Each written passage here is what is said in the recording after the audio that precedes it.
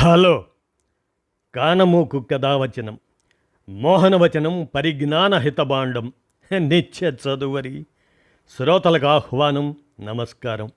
చదవదగునెవరు రాసిన తదుపరి చదివిన వెంటనే మరువక పలువురికి వినిపింపబూనినా అది ఏ పరిజ్ఞాన హితబాండమవుపో మహిళ మోహనవచనమై విరాజిల్లు. పరిజ్ఞాన హితబాండం లక్ష్యం ప్రతివారీ సమాచార హక్కు. ఆస్ఫూర్తితోనే ఇప్పుడు పాపినేని శివశంకర విరచిత నివాళి అంశంగా వెండితెర వేల్పు ఎన్టీఆర్ 102వ జయంతి నివాళి అంశాన్ని ఇప్పుడు మన కానమోకు కథావచనం శ్రోతలకు మీ కానమోకు స్వరంలో వినిపిస్తాను, వినండి. వెండితెర వేల్పు ఎన్టీఆర్ 102వ జయంతి నివాళి. ఇక వినండి. మా భుజబలం అత్యంత నిర్గర్వ, మా సూరత్వంబు దయారసానుగత, మా శుభంభత్ క్రియాజ్ఞానం, మా ఆర్యారంభ ప్రతికూల వాదరహితం, బాయీగి సన్మాన విస్తారోదాత్తం, మాద్రి పిన్న కొడుకే కేతన్మాత్రుడే చూడగన్ అంటూ తిక్కన శ్రీమదాంధ్ర మహాభారతం విరాట పర్వంలో సైరంధ్రి, అదే ద్రౌపది, భీముడితో సహదేవుడి శారీరక మానసిక సౌందర్యం గురించి ఆ విధంగా వర్ణించింది. అతడి రూపం వికారం లేనిది, ఆ బాహుబలం గర్వం లేనిది, ఆ సాహసం దయతో కూడినది, ఆ కార్యనిర్వహణ జ్ఞానం పెద్దల నడవడికకి ప్రతికూలం కానిది, ఆ దానగుణం గౌరవ ప్రతిపత్తితో ప్రకాశించేది. ఈ విశేషణాలన్నీ నందమూరి తారకరాముడికి 100కి 100 పాళ్ళు అన్వయిస్తాయనడంలో సందేహం లేదు. ఏ వికారం లేని రూప సంపద అతనిది. శిల్పశాస్త్రంలో దేవతామూర్తులకు ఏ ముఖ కవళికలు కొలతలు చెప్పబడ్డాయో అవన్నీ అచ్చుగుద్దినట్లు అన్వయించే అందమైన రూపం అది. కనుకనే కళకళలాడే ఆ రూపం ఆయా దైవ పాత్రల్ని అద్భుతంగా అవతరించింది. అంతేకాదు, అది జులపాల పేద శిల్పి నాగరాజు మల్లీశ్వరి సినిమాలో ఆ పాత్రకైనా, రాజసం తుణికిసలాడే రాజకుమారుడి పాత్రకైనా, నాయకుడికైనా ప్రతినాయకుడికైనా చక్కగా సరిపోయేది. అందుచేతనే ఆయన నిర్వహించిన పాత్రల్లో మరే నటుడిని ఊహించుకోలేము. అటు దిలీప్ కుమార్ మొదలు ఇటు రాజకుమార్ దాకా మొత్తం భారతీయ నటుల్లోనే ఎవ్వరికీ ఎన్టీ రామారావుకు గల విగ్రహ సౌష్ఠవం లేదని నిశ్చయంగా చెప్పవచ్చు. అది తన విశిష్ట నటనకి సహజ కవచంగా అమరింది. ఆ అపురూపమూర్తిని తొట్టతొలుత గుర్తించి కృష్ణుడుగా మాయాబజార్ సినిమాలో శాశ్వతంగా స్థిరీకరించిన వాడు కేవీ రెడ్డి. ఇక నందమూరి ధైర్య సాహసాలు, కార్యనిర్వహణ సామర్థ్యం, ప్రయోగశీలత జగద్విదితమే. తుళ్ళూరు ఉన్నత పాఠశాలలో మేము చదువుకునే రోజుల్లో అంటూ పాపినేని శివశంకర్, ఆ రోజుల్లో సినిమాలకు సంబంధించి విద్యార్థుల్లో 2 పార్టీలు ఉండేవి. ఒకటి ఎన్టీఆర్ పార్టీ, 2 ఏఎన్ఆర్ పార్టీ. నికార్సైన ఎన్టీఆర్ పార్టీ అని వేరే చెప్పక్కర్లేదు. నా పరంగా 2 పార్టీల మధ్య చిన్న చిన్న చిలిపి తగాదాలు ఉండేవి. క్లాసులో మా పార్టీదే పైచేయి. ఒక్క సాంఘిక చిత్రాల్లో మాత్రమే నందమూరికి కాస్త తీసిపోకుండా కనబడతాడు అక్కినేని. ఎన్నో గొప్ప లక్షణాలు గల ఒక కళాత్మక శక్తిగా ఎన్టీఆర్ని ప్రశంసించాడు అక్కినేని. ఊరి చివర శ్రీ వెంకటేశ్వర టూరింగ్ టాకీస్ ఉండేది. బెజవాడ నుంచి ఫిలిం బాక్సులు తెచ్చి ఆడించేవాళ్ళు. సాయంత్రం 6:30 కాగానే నమో వెంకటేశ అంటూ ఘంటసాల పాట టూరింగ్ టాకీస్ నుంచి ఆహ్వాన గీతంగా వినిపించేది. ఒక్కటే ఆట. సాధారణంగా ఎంతటి సినిమా అయినా 4-5 రోజులు మించి ఆడేది కాదు. కానీ ఎన్టీ రాముడి సినిమాలు 10-15 రోజులు ఆడేవి. లవకుశ అలాంటి సినిమా వస్తే ఇక చుట్టుపక్కల దొండపాడు, నెక్కల్లు, ఆ నెక్కల్లే పాపినేని శివశంకర్ గ్రామం, అనంతవరం, నేలపాడు, పరిమి, లింగాయపాలెం మొదలైన ఊళ్ళ నుంచి కాలినడకన ఎడ్ల బళ్లలో, ట్రాక్టర్లలో తండోపతండాలుగా వచ్చేవాళ్ళు. మా ఊళ్ళన్నింటిలో, ముఖ్యంగా వ్యవసాయ కుటుంబాల్లో ఎన్టీ రామారావు ఆరాధ్య పురుషుడు. పాపినేని శివశంకర్ నాన్న ఆయనకు వీరాభిమాని. నాది అదే వారసత్వం అంటాడు పాపినేని శివశంకర్. తిరుపతికి యాత్రికులను తీసుకెళ్లే బస్సులు అటు నుంచి అటు మద్రాసు వెళ్ళి వెండితెర వేల్పు అయిన ఎన్టీఆర్ ఇంటి ముందు ఆగాల్సిందే. ప్రతిరోజు పొద్దున్నే 4-5 బస్సుల యాత్రికుల్ని పలకరించిన తరువాతే ఎన్టీఆర్ షూటింగ్కి బయలుదేరటం. ఆ రోజుల్లో ప్రతి ఇంట్లో దేవుడి క్యాలెండర్లు వేలాడుతుండేవి. అందులో శ్రీరాముడో, శ్రీకృష్ణుడో రామారావు రూపంలో ఉండాల్సిందే. వేరే రూపంలో దేవుడిని ఊహించుకోవటం అసాధ్యం. ఆ క్యాలెండర్లకి భలే గిరాకీ. ఇక బెజవాడ దుర్గా కళామందిరంలో, గుంటూరు నాజ్ థియేటర్లో ప్రధానంగా రామారావు సినిమాలే విడుదలయ్యేవి. నాజ్ థియేటర్ మేడ మీద శివశంకర్, పాపినేని శివశంకర్ లాంటి 100 మంది కుర్రకారుకి ఆయన ఒకనాడు కనువిందు చేశాడు. అవును, ఆ అందగాడి రూపం అక్షరాల కనువిందే. శాస్త్రపరంగా అభినయం 4 రకాలు: సాత్వికాభినయం, ఆంగికాభినయం, వాచికాభినయం, ఆహార్యాభినయం. ఇలా సాత్వికాభినయంలో స్తంభం, అదే నిశ్చేష్టత, స్వేదం చెమట, రోమాంచం గగుర్పాటు, స్వరభంగం గొంతు బొంగురు పోవటం, వేపదువు వణుకు, వైవర్ణయం పాలిపోవటం, అశ్రువు కన్నీరు, ప్రళయం మూర్ఛపోవటం అనే అంశాలు ఉంటాయి. చతుర్విధ అభినయాల్లో ఇది ప్రముఖమైంది. ఈ సాత్విక భావ ప్రకటనలో మహానటి సావిత్రికి సాటి కాగలిగిన వాళ్ళు తెలుగు చిత్రసీమలో లేనేలేరు. తక్కిన 3 అభినయాల్లో దిట్ట అయిన రామారావు ఒక్క సాత్వికాభినయంలోనే రవ్వంత వెనుకబడ్డాడేమో అనిపిస్తుంది.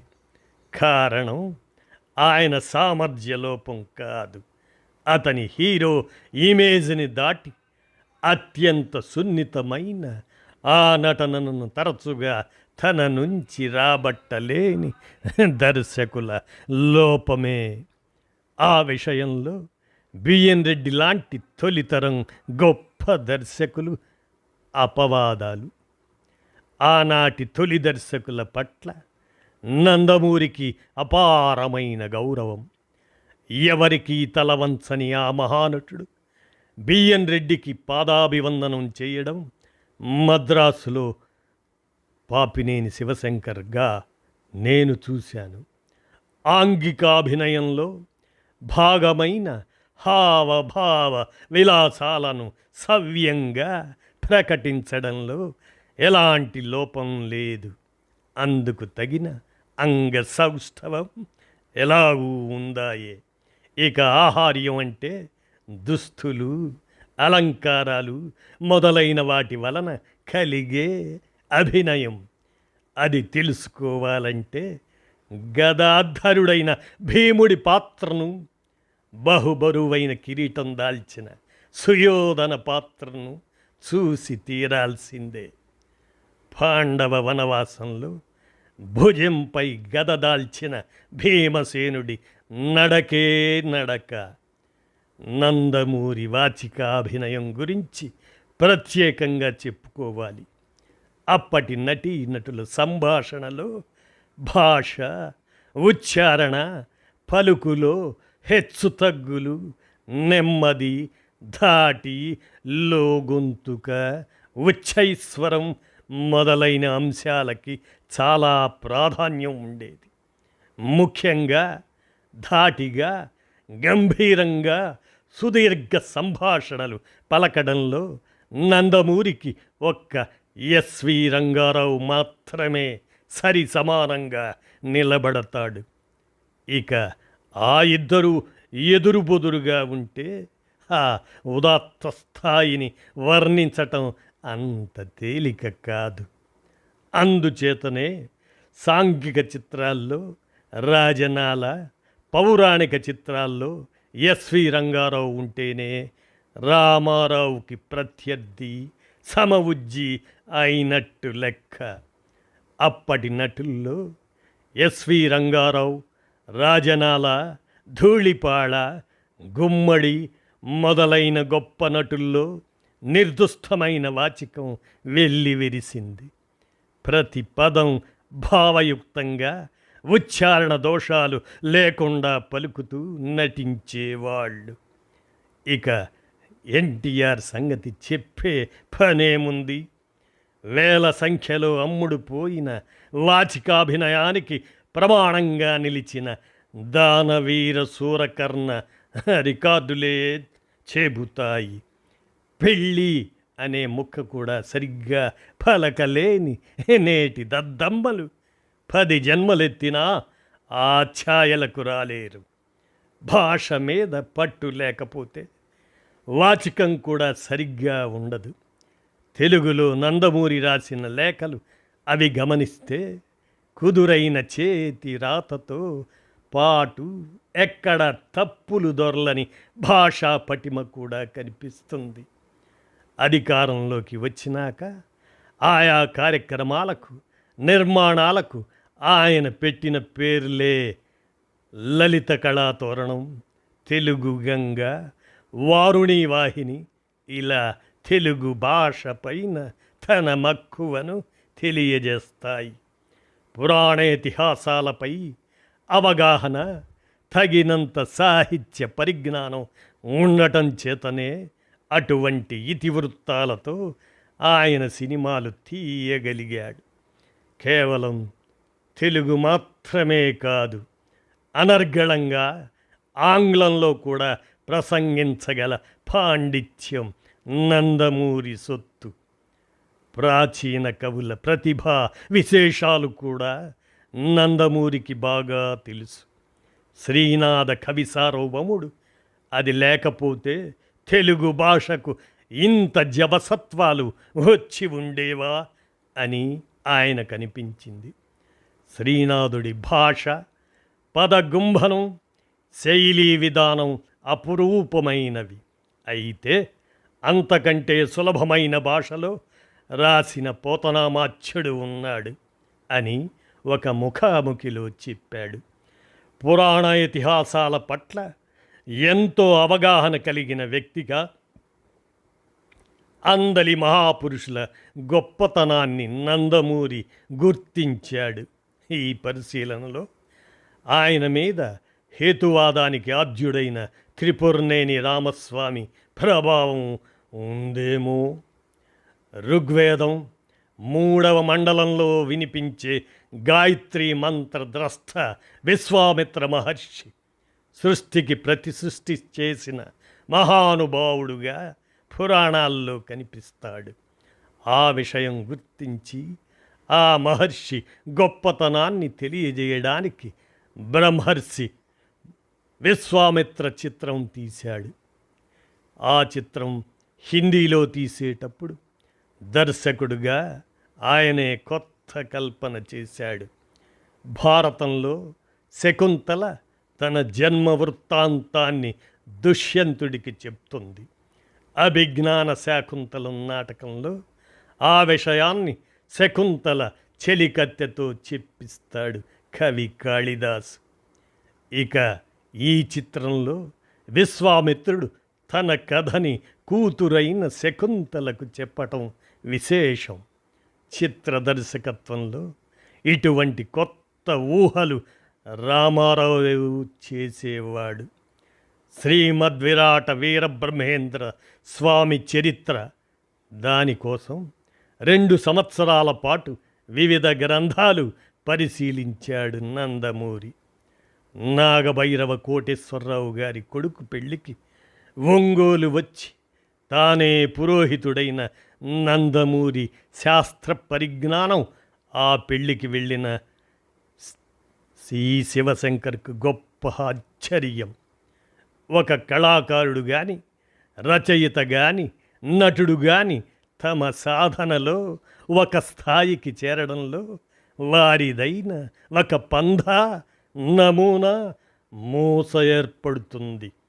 ఒక బింబం, అదే ఇమేజ్ రూపొందుతుంది. అది వారి సామర్థ్యానికి పరిధిగా, వారే దాటలేని ఒక పరిమితిగా ఏర్పడుతుంది. వైవిధ్యం లేని ఆ మూసకి భిన్నంగా ప్రయాణించటం కష్టసాధ్యం. వెనుకటి ఒరవడిలో సాగటం తేలిక. ఇక్కడే నందమూరి ప్రత్యేకత. సాహసం కనిపిస్తాయి. రాముడుగా, కృష్ణుడుగా, విష్ణువుగా ప్రేక్షకులకు ఆరాధ్యమైన తన అద్భుతమైన ఇమేజ్ని తానే బ్రేక్ చేసుకున్నాడు. రాముడుగా నమస్సులందుకున్న తాను రావణాసురుడయ్యాడు. భీముడుగా గాంభీర్య శోభితుడైన తాను సుయోధనుడయ్యాడు. ప్రతి నాయక పాత్రలలోని ఔన్నత్యాన్ని సాకల్యంగా దర్శించి ప్రదర్శించాడు. అవి రజోగుణ ప్రధానమైన పాత్రలు. తారక రాముడు సత్వరజస్సుల కలయిక. ఆయనలో రజోగుణాలైన రాజసం, ఆవేశం, పట్టుదల, ఉద్ధృతి ఉండటం చేత ఆ పాత్రల్ని సహజం, సజీవం చెయ్యగలిగాడు. ఆయనకి పాడిన పాటల్లో ఆవేశం పాలును ఘంటసాల గుర్తించాడు. భిన్న కోణంలో ఆ పాత్రల్ని ప్రదర్శించగలిగాడు. అందువల్ల రక్త సంబంధంలో గడ్డానికి చేయి చేర్చిన ఆ మూర్తి ఎంతగా జనం మనస్సుల్లో ముద్రించబడినదో, శ్రీకృష్ణ పాండవీయంలో సింహాసనారూఢుడైన సుయోధనుడి మూర్తి కూడా అంతగా ముద్రితమైంది. పంచచామర ఛందస్సులో ఉద్ధృతమైన శివస్తోత్రం, దశవక్త్ర గీతం రచించిన మహాకవి రావణాసురుడని ఎంతమందికి తెలుసు? తారక రాముడికి తెలుసు.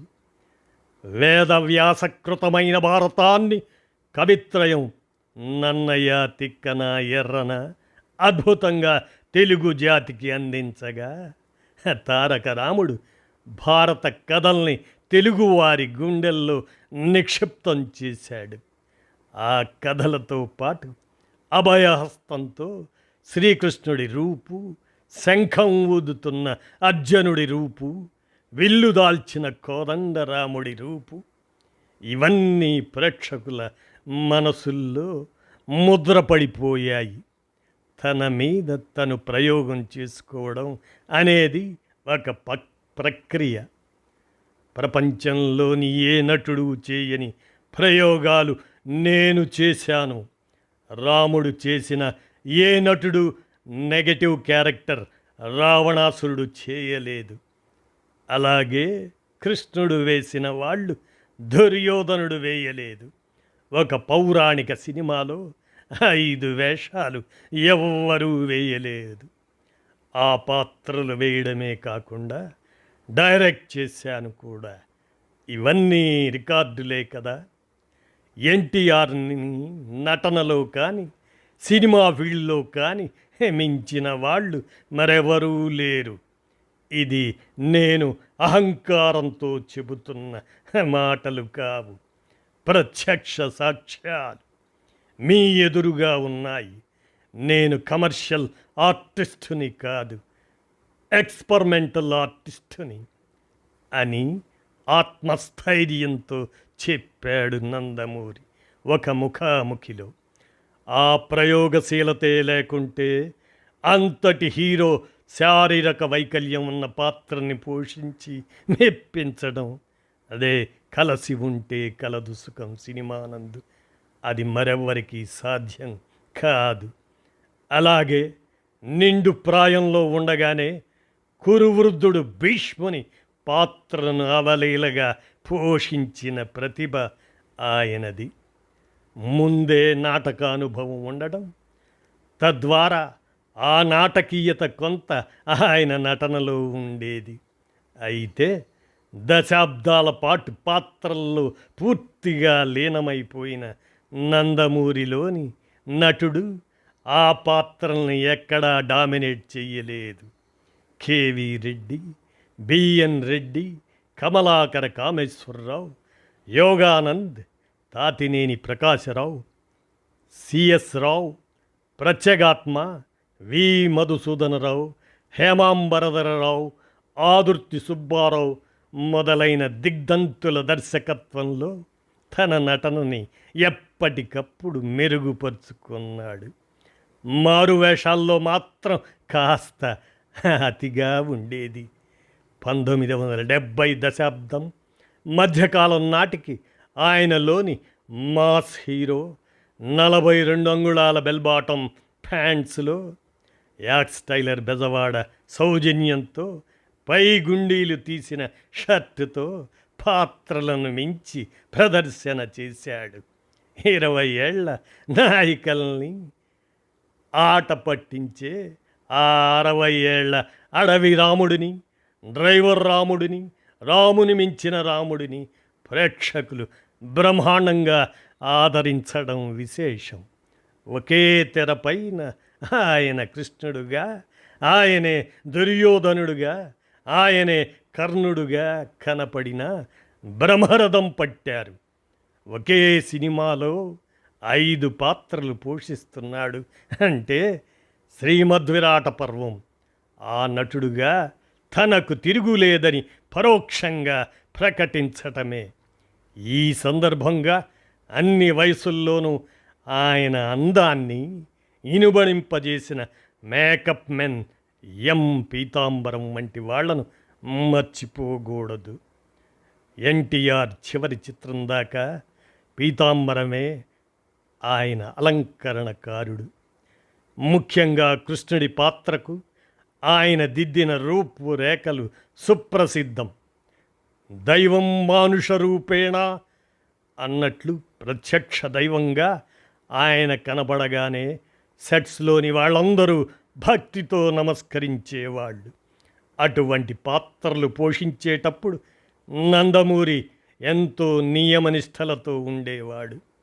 నటించే సినిమాల్లో, ఇతర విషయాల్లో అనవసర జోక్యం చేసుకునేవాడు కాదు నందమూరి.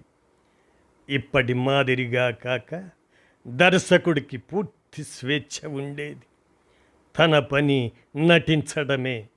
ఆ బాధ్యత సక్రమంగా నిర్వహించేవాడు. షూటింగ్ సమయానికి ముందే హాజరయ్యే ఆ క్రమశిక్షణ, గంభీరమైన ప్రవర్తన తక్కిన నటీనటులకు పాఠాలు నేర్పేది. ఆయనే చెప్పినట్లు సమయం వృధా చెయ్యటం తన జీవితంలో లేదు. బ్రహ్మర్షి విశ్వామిత్ర కథా చర్చల సందర్భంగా ఆయన క్రమశిక్షణ గురించి సంభాషణ రచయిత శ్రీ నాగభైరవ కోటేశ్వరరావు ఈ శివశంకర్తో చెప్పాడు. బ్రాహ్మీ ముహూర్తానికి నిద్రలేచి కాలకృత్యాలు, వ్యాయామం పూర్తి చేసుకొని రచయిత కంటే ముందుగానే సిద్ధంగా ఉండేవాడట. సినిమా రంగం విశృంఖలమైంది. అక్కడ ఎవరి స్వేచ్ఛ వారిదే. ఎవరు మరొకరిని శాసించే నిర్దేశించే పరిస్థితి ఉండదు. ఆ అపరిమిత స్వేచ్ఛ తద్వారా వ్యసనాల బారిన పడకుండా పతనం కాకుండా ఉండటం మిక్కిలి కష్టం.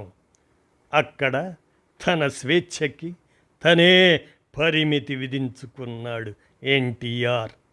ధూమపానం, మద్యపానం వంటి వాటి జోలికి పోలేదు. అటువంటి ఘట్టాలకు కూడా కథావసరాన్ని బట్టి అరుదుగా తప్ప తన చిత్రాల్లో చోటివ్వలేదు.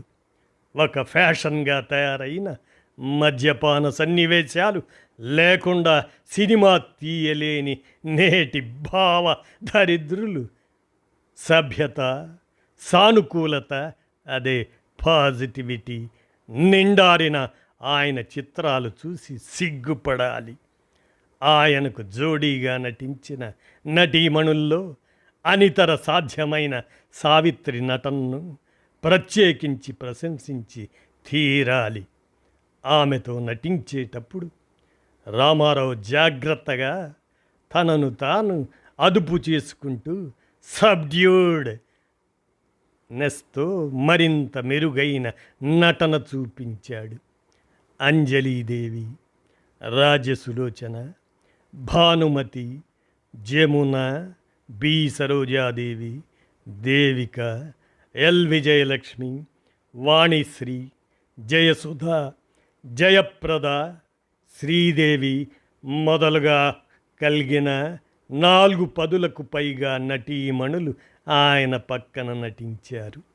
అయితే నా మట్టుకు నాకు ఆయనకు ఖచ్చితమైన సరిజోడు కృష్ణకుమారి అనిపిస్తుంది అంటాడు శివశంకర్ పాపినేని. నందమూరి విగ్రహానికి తగిన సౌష్ఠవంతో సౌందర్యంతో ఆమె కృష్ణకుమారి అలరారింది. ఆమెలో పద్మినీ జాతి స్త్రీ లక్షణాలు ఉన్నాయని ముళ్ళపూడి వెంకటరమణ తన కోతి కొమ్మచ్చిలో మెచ్చుకున్నాడు కృష్ణకుమారి గురించి. ఎన్టీఆర్ చిత్రాల్లోని పాటల్లో అపురూపమైన సంగీత సాహిత్య విలువలు ఉండేవి. నన్ను దోచుకుందువటే అంటూ గుళేబా కావళి కదా, జయ కృష్ణ ముకుంద మురారి, పాండురంగ మహాత్యం, దేవదేవ ధవళాచల మందిర, భూకైలాస్, చందన చర్చిత నీలకళేబర, తెనాలి రామకృష్ణ, సడి చేయకోగాలి, రాజమకుటం, బొమ్మను చేసి ప్రాణం పోసి, ఇది దేవత, ఎవరికి వారవు స్వార్థంలో అంటూ గుడిగంటలు, బంగారు బొమ్మ రావేమే, రక్త సంబంధం, తెలిసిందిలే అంటూ రాముడు భీముడు, చెప్పాలని ఉంది అంటూ ఉమ్మడి కుటుంబం, స్వాగతం సుస్వాగతం శ్రీకృష్ణ పాండవీయం, లేచింది నిద్ర లేచింది మహిళా లోకం అంటూ గుండమ్మ కథ మొదలైన 100 కొలది పాటలు చిరకాలం వీణుల విందు చేస్తూనే ఉంటాయి.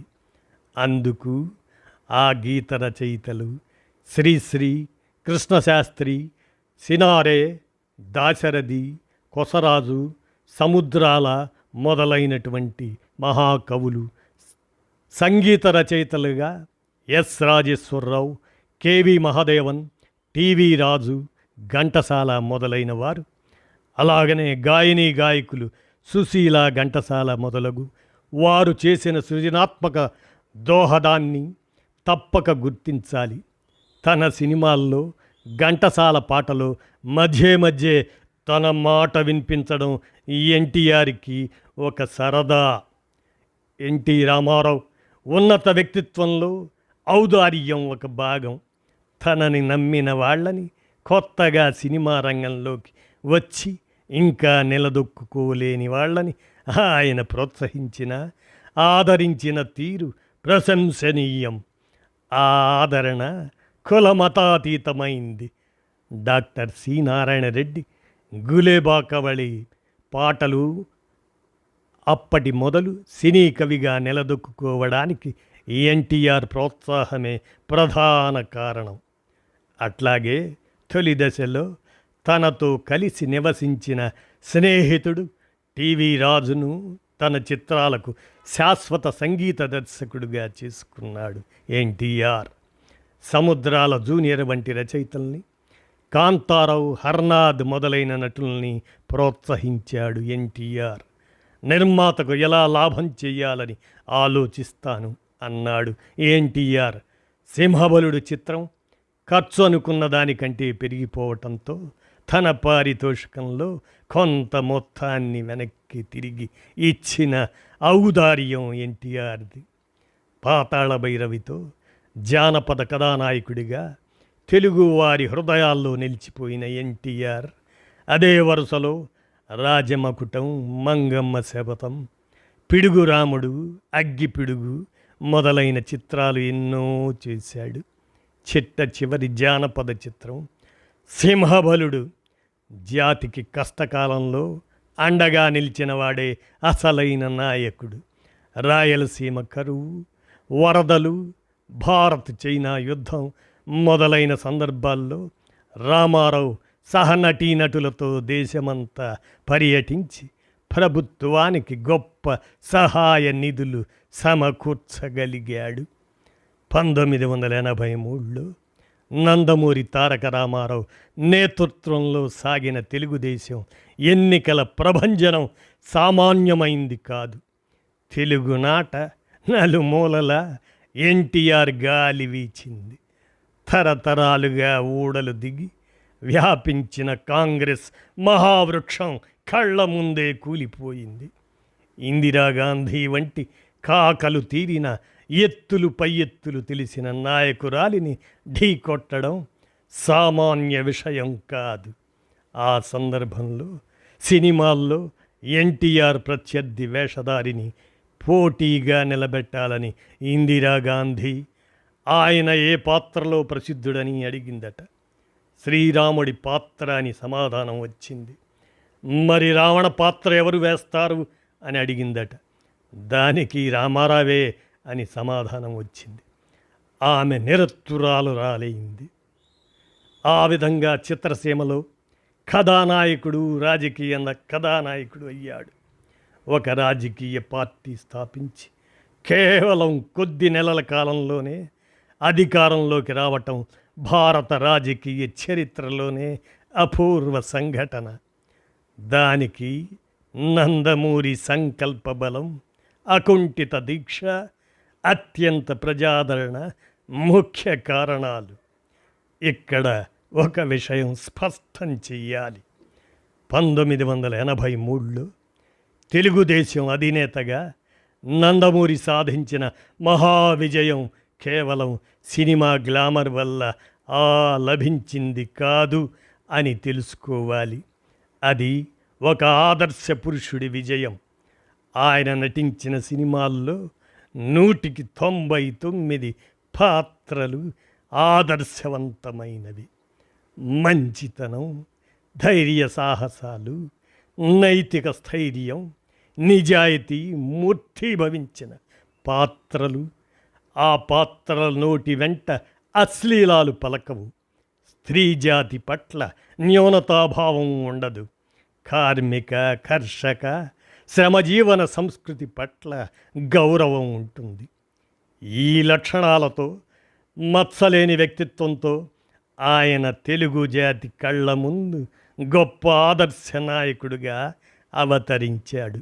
ఆ స్థాయి లేకపోవటం చేతనే ఆ తరువాత ఎంతోమంది నటీనటులు అదే దారిన రాజకీయ రంగంలో అడుగుపెట్టి పెట్టడంతోనే బిళ్ళబీటుగా పడ్డారు. కేవలం అధికారం కోసమే నందమూరి రాజకీయ రంగంలోకి వచ్చాడనడం నిజం కాదు. సమాజమే దేవాలయం, సామాన్యులే దేవుళ్ళు అనే వాక్యం ఆయన మనస్సులో నుంచి వచ్చింది. తనపై అపార ప్రేమాభిమానాలు కురిపించిన ప్రజలకు సేవ చేయాలనే తపన అందులో ఉంది. రామారావు రాజకీయ జీవితం దానికదే ఒక చరిత్ర. వ్యక్తులు భిన్న రంగాల్లో పేరు ప్రతిష్టలు సంపాదించుకోవచ్చు. ప్రసిద్ధ వ్యక్తులుగా సమాజంలో అనేక గౌరవాలు పొందవచ్చు. అన్నిటికంటే ఆత్మశుద్ధి ముఖ్యం. నందమూరి లోపల ఎవరో, బయట కూడా అతనే. 2 ముఖాలు లేవు, 2 మాటలు లేవు, 2 దారులు లేవు. ఏది తాను లోపల నమ్మాడో దానినే వెలుపల చెప్పాడు, దానినే ఆచరించాడు. ఆ వర్తనలో లోపాలున్నాయి కానీ వక్రత, కపటం లేదు. అసమాన నటనతో పాటు ఈ సుగుణ సంపద వల్ల నందమూరి తారక రాముడు అప్పటికీ ఇప్పటికీ మన అందరికీ ఎంతో ఇష్టం అంటూ పాపినేని శివశంకర్ వెండితెర వేల్పు ఎన్టీఆర్ 102వ జయంతి నివాళి అంశంగా అందజేసిన ఈ విషయాన్ని ప్రముఖుల జీవిత విశేషాలు శీర్షికన మన కానమోకు కథావచనం శ్రోతలకు మీ కానమోకు స్వరంలో వినిపించాను. విన్నారుగా, ధన్యవాదాలు. మరోమారు ఎన్టీఆర్ 102వ జయంతి సందర్భంగా జేజేలతో నివాళులు మన కానమోకు కథావచనం శ్రోతల తరపున అర్పిస్తూ వినిపించాను. విన్నారుగా, ధన్యవాదాలు.